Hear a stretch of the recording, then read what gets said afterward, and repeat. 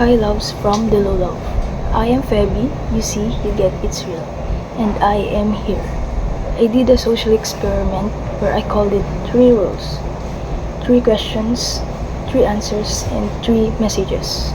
I will provide papers that each have different questions that will be answered by a stranger through writing it in a paper. Then, they will put it in a box and I will read 3 answers from them. We listen and give message afterwards. So, let's go to Kabado.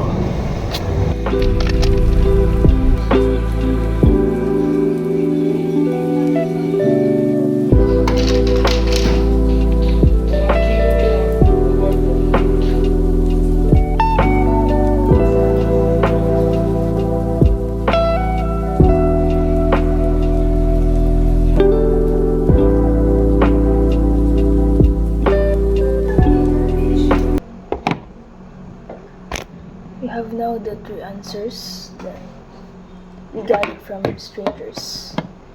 And hopefully this vlog will help them have a comfort or safe place for the experiences or situations that they are currently facing. Fix it. Let's read one of them. First one. The question is, what is your biggest regret that you did for love? I gave everything. My time, effort, love, and even my body. He often disappears but always comes back. And I am always open arms to accept him. I started to believe that if I will give more of myself, he will stay and love me the way I deserve. But he never did. One message for you. You give your all and you already show how much love you're capable of. Just be grateful that you don't understand how people do such things like that. And you are a very strong and kind person. And one day, hopefully, you will find the right person who will value you without asking to lose yourself, just to make them stay. Love and value yourself. What makes love so complicated today? I am a student, 20 years old, male, and I have a girlfriend that constantly nag me about what she sees on internet. Flowers, dates that expecting me to pay, random gifts, hatid sundo, and more. I struggle to meet every expectation she gave. I do want to give her everything I can and afford. But physically and mentally, I can't. The constant pressure is starting to get me. I am still a student. Money is tight. I still depend on my parents, and I can't give all of my time to her.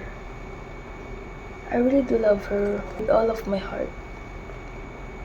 I just don't know how to love her the way she wants me to. One message for you. Love should be not forced or feel like a burden. You are both young and still learning that love truly is. What love truly is. Communication can help. Love should not be forced or feel like a burden. We are both young and still learning what love truly is. Communication can help.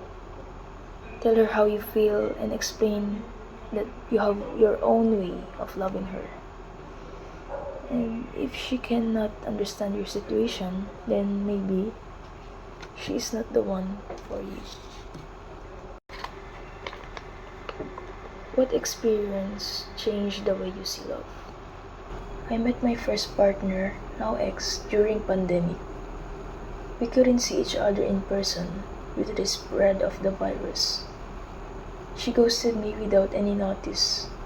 Later, her friend reaches me out and tells me everything. I found out that she cheated on me with someone who can give her the comfort or hugs that I can't. I felt betrayed I blame myself for it. I think that if only I did better, we would work. I moved on, but it still affects me until today. I often feel that if I can't give what my partners want, they will leave me. I now see love as a fear and desire, not easy or genuine, but a desperation for affection. Don't think that how they treat you defines your value. You are more than that. If you live in fear, you will not learn or move forward. Heal, know your worth, and give yourself the love you deserve. It's Febby, you see, you get, it's real. And I am here. Bye, loves. From the Love.